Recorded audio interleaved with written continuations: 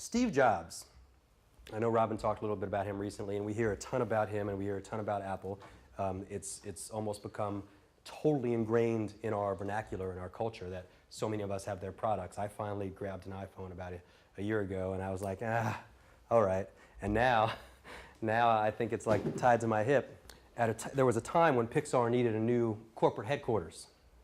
And Steve knows that a lot of the creative types that were working for him were the types that had great ideas, but oftentimes liked to hole up in their little cubicles and hunker down with their computers and their ideas and their notepads and their models, their creative models for, or the sketch pads for new movies, and just sort of go for it for 4, 6, or 8 hours at a time. And that's productive.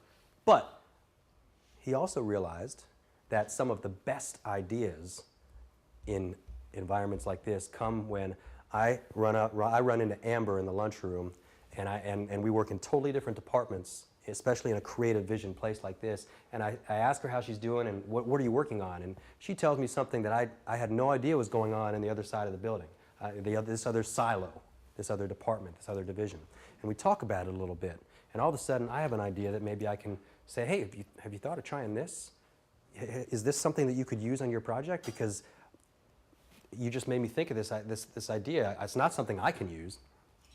So when Steve Jobs decided to start a new corporate headquarters, design and build a new corporate headquarters for Pixar, and later for Apple, when they did a new corporate headquarters the second time around, he was very particular with his architectural plans.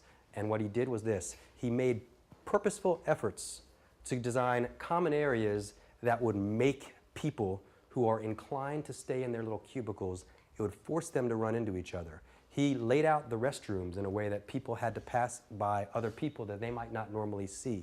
He laid out the mailroom in places that people might stop by and say hi to Joe or Shelley that they might not normally say hello to. Lunchroom, mailboxes, restrooms. He did this very much with a vision of creating collaboration.